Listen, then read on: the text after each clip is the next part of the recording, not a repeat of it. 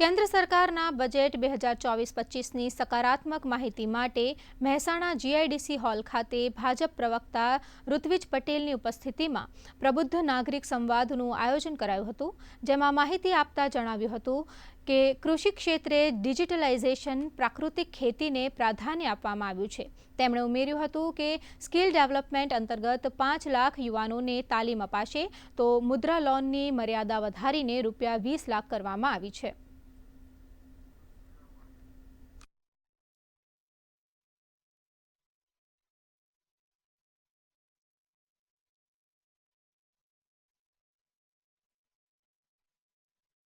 ભારત દેશને મહાસત્તા તરફ લઈ જવા માટેનું આ એક મજબૂત બજેટ હતું।